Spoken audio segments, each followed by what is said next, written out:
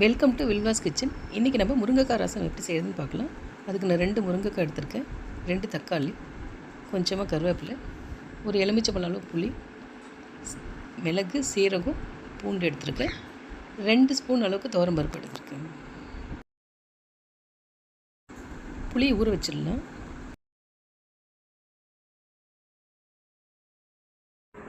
ஒரு குக்கர் அடுப்பில் வச்சு அதில் 2 ஸ்பூன் துவரம்பருப்பு போட்டுக்கலாம். 2 டம்ளர் தண்ணி சேர்த்துக்கலாம். 2 சிட்டிக்கு அளவுக்கு மஞ்சத்தூள் போட்டுக்கலாம்.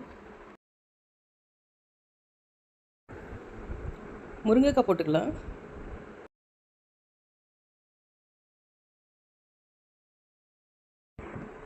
குக்கர் மூடி போட்டு ஒரு 3 விசில் விட்டுடலாம்.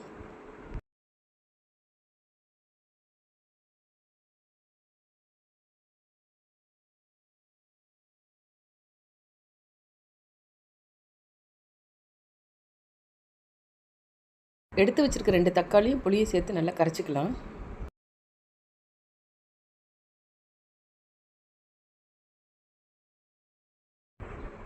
அதை வடிகட்டி எடுத்துக்கலாம்.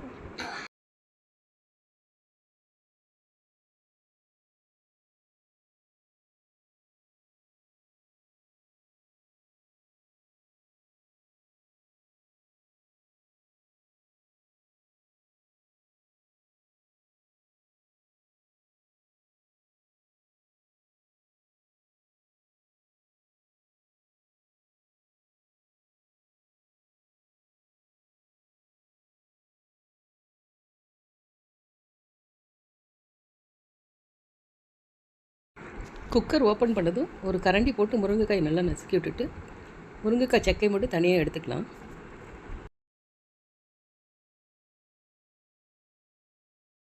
கரைச்சி வச்சுருக்க புளி தண்ணியை அந்த பருப்போடு சேர்த்துக்கலாம்.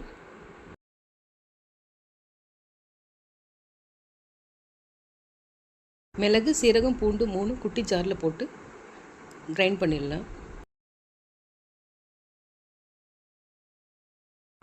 இப்போது ரசத்தை தாளிச்சிக்கலாம். கொஞ்சமாக எண்ணெய் விட்டுக்கலாம்.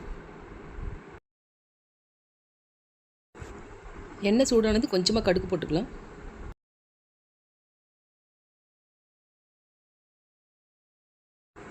கடுகு பொரிஞ்சதும் வரமிளகாய் போட்டுக்கலாம்.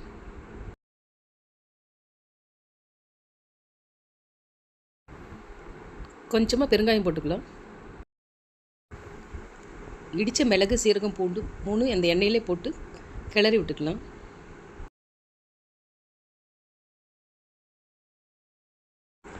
இந்த தாளிப்பை கரைச்சி வச்சுருக்க புளி தண்ணியோடு சேர்த்துக்கலாம்.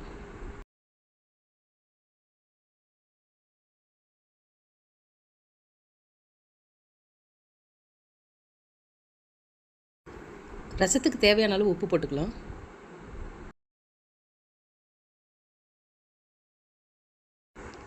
ரசம் கொதித்து வரும்போது மல்லி இலை தூவி ஸ்டவ் ஆஃப் பண்ணிடலாம்.